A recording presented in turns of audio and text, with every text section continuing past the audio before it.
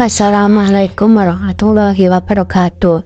Perkenalkan, nama saya Ananta Pramudia Rahman dari kelas 10-2 mau menjelaskan tugas tak terstruktur OSN Kebumian kelas 10. Pertama adalah satuan intensitas curah hujan adalah A. Milimeter. Karena satuan curah hujan selalu dinyatakan dalam satuan milimeter atau inci. Namun untuk di Indonesia, satuan curah hujan yang digunakan adalah satuan dalam milimeter. Soal yang kedua adalah sirkulasi udara dengan orientasi utara sampai selatan yang berada di daerah tropis adalah. Jawabannya adalah D. Selhatli. Penjelasan.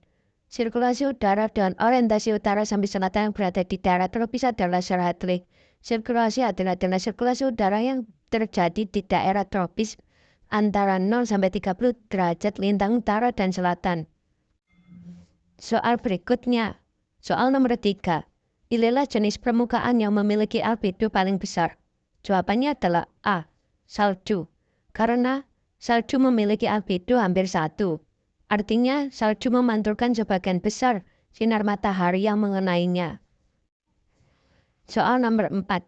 Garis yang menghubungkan titik-titik dengan nilai suhu titik embun yang sama disebut. Jawabannya adalah D. Isoterm. Isoterm adalah garis-garis yang menghubungkan tempat yang memiliki suhu udara yang sama. Nomor 5. Awan dengan ciri berlapis adalah jenis awan. Jawabannya adalah C. Stratiform. Stratiform adalah jenis awan yang berlapis-lapis seperti kabut tipis. Nomor 6. Pada kondisi volume, suhu dan tekanan yang sama, partikel udara manakah yang paling ringan? Jawabannya adalah C. Udara kering dan dengan banyak H2O. Karena rumus kimia air kan H2O, jadi jawabannya adalah C. Soal nomor 7. Angin geostropik adalah angin yang terbentuk akibat kesetimbangan gaya-gaya. Jawabannya adalah A. Gradien tekanan dengan Coriolis. Penjelasan. Angin geostropik adalah aliran fluida atau angin yang arahnya sejajar dengan garis tekanan sama atau isobar akibat gradien tekanan dan keseimbangan gaya Coriolis bumi. Soal nomor 8. Persamaan hidrostatik merupakan kesetimbangan antara gaya-gaya. Jawabannya adalah D. Gradien tekanan vertikal dengan gravitasi. Karena kesetimbangan hidrostatik adalah kesetimbangan antara gaya gradien tekanan dalam arah vertikal dengan gaya gravitasi persatuan massa.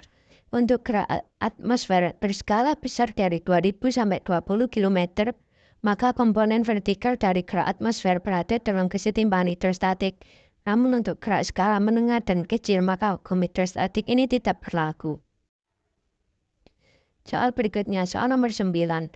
Seorang pengamat meteorologi akan mengenali angin geostropik pada peta cuaca atau sinoptik karena angin geostropik memiliki ciri. Jawabannya adalah B. Sejajar isobar. Karena angin geostropik dihasilkan dari keseimbangan yang tepat antara gaya Coriolis dan gaya gradien tekanan. Kondisi ini disebut keseimbangan geostropik. Angin geostropik diarahkan sejajar dengan isobar. Garis tekanan konstan pada ketinggian tertentu. Pada saat gaya gradien tekanan setimbang dengan gaya Coriolis, maka resultan yang berbentuk atau vektor angin yang tegak lurus terhadap kedua gaya tersebut. Hasilnya adalah angin geostropik yang mengalur sejajar garis. Soal nomor 10. Daerah yang tidak mungkin terbentuk kesetimbangan geostropik adalah. Jawabannya adalah D. Ekuator. Karena aliran geostropik merupakan aproksimasi untuk observasi angin di atmosfer bebas, kecuali di sekitar ekuator, di mana gaya Coriolis mendekati nilai 0 atau 0. Gaya Coriolis akan besar jika menuju ke lintang tempat yang lebih tinggi. Sebaliknya, gaya Coriolis akan kecil jika lintang tempat makin rendah. Di ekuator, F sama dengan 0. Gaya Coriolis menuju 0 sehingga tidak mungkin terbentuk kesetimbangan geostropik. Soal berikutnya, soal nomor 11. Gaya sentrifugal paling besar di permukaan bumi adalah di. Jawabannya adalah B. Ekuator. Karena rotasi bumi menghasilkan gaya sentrifugal, salah satunya gaya sentrifugal adalah suatu gerak meningkat menjauhi pusat putaran. Semakin besar cari-cari benda, semakin besar pula gaya sentrifugal. Gaya sentrifugal ini mengakibatkan bumi tepat pada bagian kutub. Garis tengah bumi di kutub lebih kecil dibandingkan garis tengah bumi di khatulistiwa. Di khatulistiwa, gaya sentrifugal ini paling besar sementara semakin menjauhi khatulistiwa, gaya sentrifugal semakin mengecil. Kan cari-cari khatulistiwa lebih besar daripada daerah lainnya. Soal nomor 12. Di belahan bumi selatan, gaya Coriolis membelokkan angin ke arah, jawabannya adalah C, kiri. Karena gaya Coriolis yaitu gaya yang membelokkan arah arus yang berasal dari tenaga rotasi bumi. Pembelokan itu akan mengarah ke kanan di belahan bumi utara dan mengarah ke kiri di belahan bumi selatan.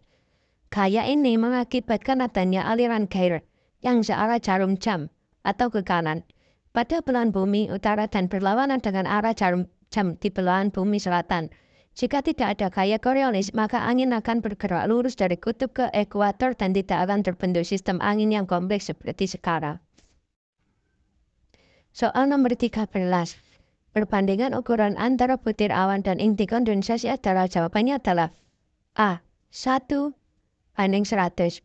Inti kondensasi adalah berupa kristal-kristal garam yang ukurannya antara 0,1 dan 1 mikron. Soal nomor 14. Jenis awan dengan kandungan butir awan hanya berupa cairan adalah jawabannya adalah D. Awan stratus rendah.